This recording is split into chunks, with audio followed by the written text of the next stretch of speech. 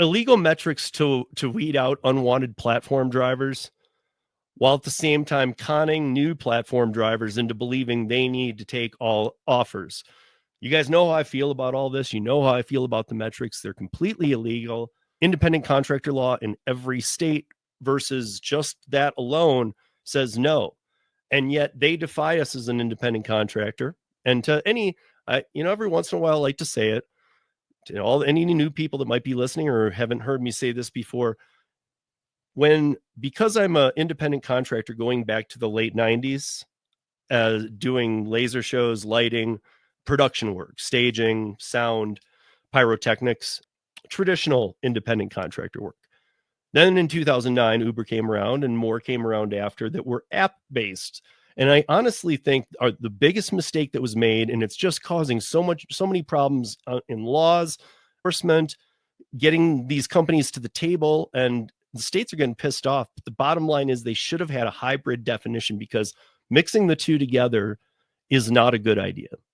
And one thing I think they do, I see it on all the apps, is that by onboarding a ton of people, they love the fact that those people will, first of all, let's say 85% of the gig economy is part-time, working less than 14 hours a week.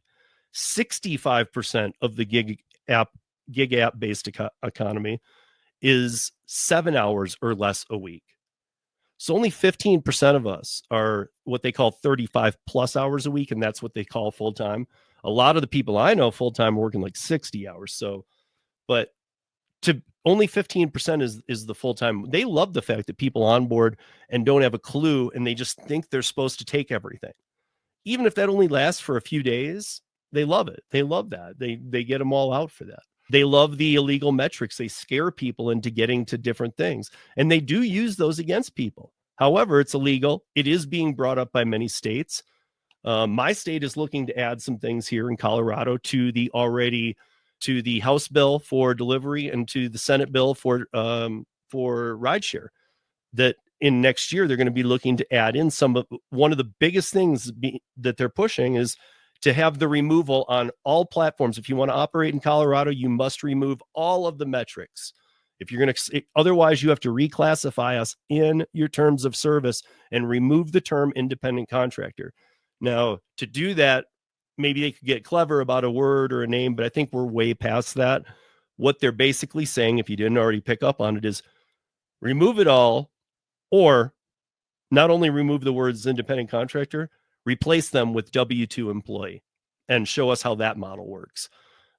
I think all of us know, or people listening to this podcast and whatnot, that's not going to happen. None of us are going to do that. Not for these companies. I mean, some of us, I hear some people say, I'll never go back to W-2. I know some people who are retired who do this work, and they like it for what it is. And I know, I know all walks of life and where they are with this.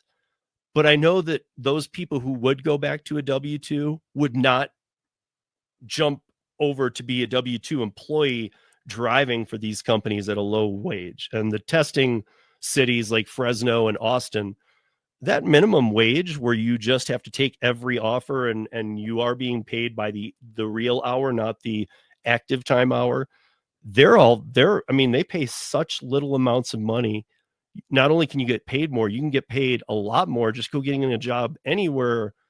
But we used to talk about this, these metrics and whatnot, and how it was the giants. And then we saw all these smaller companies coming around, and we were like, sweet, dude, this is what we need. We need smaller apps that want to fight these companies. And they have some really good ones have started up, there's a couple of ones struggling there through the rideshare space.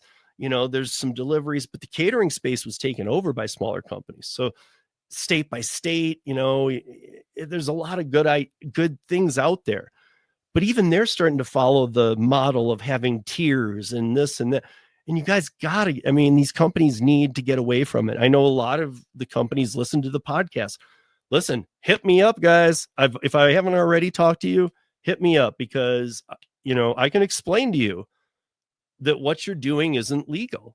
I know I've talked to people who are running gig app companies who after I've spoke to them, they've spoke to attorneys and they've said, whoa, actually we gotta be careful with this stuff, because there used to be an amount of employees that would fly you under the radar in certain states, but I think they're getting past that. They now want it to just be one big blanket that applies to any of the gig platforms. So now they're all going to be held accountable, and it's, to be honest, it's probably a good thing, because when they were saying that some would fly under the radar, those ones weren't doing the metrics as heavily and they didn't care as much. Now they're being like the big apps and saying, well, we do care, and you're this tier or you're this tier, and you'll see the last offers or you'll see the first, and you need to raise your acceptance rate, illegal. You need to do this, illegal. You need to take this route. You can't tell us which way to go because we have to be free and clear from you. I mean, just everything's wrong. You can't call us into, if you're going to put independent contractor into the TOS, you need to look up independent contractor in every state you are operating in and see exactly what, because you'll see immediately what you're breaking in independent contractor law in these states. I mean, you can just read it and see, oh my gosh, my company's breaking all these. And what they're pushing for in many states is this ABC test. None of us are going to want that. So I can tell you right now that the ABC test would be a game over for all of us. Yeah, I mean, it's and nobody can pass it either. So it's to what degree are they trying to do it? Do they come up with like some Prop 22 stuff? I don't know, some of the Seattle tactics or some of the New York City tactics, or what New Jersey's fighting right now, and all of these states. Listen, every state in the country is looking into, your lawmakers are looking into something. Like, let's do what that Prop 22 thing, or hopefully it's like let's do what Colorado's doing, with just transparency and nothing to do with, with the pay. It's funny that the companies always settle with the pay. They'd rather do the 120% of active time. But I need to make that clear, guys. Again, if active time is made up. Time is time. When you leave your house till when you get home is when you're working. Optimize that time as best you can. But active time, if they're paying you 120% of minimum wage based on active time, realize this is the same company that has control over how much of your time is active. So they can say, that's fine. He was making $22 approximately, taking it as orders before. Now make it so that he makes $20 an hour active time. And then they can say, and add on, only let 60% of his time be active time or less. That all that kind of stuff is just a joke. I mean, in a free market, that's the stupidest way to try and be an independent contractor. You don't want supplemental pay. That shows that the app isn't. That shows that the app isn't able to make money, and a lot of these aren't. They're not there yet. What is going to get them there? I'm not sure. What they're doing is not going to get them there. But while we're talking about this ABC test, you can't exercise control over drivers, because it breaks every independent contract. Many lawmakers are choosing to take this path and either follow that or make the drivers employees. Like I said, we don't want that either.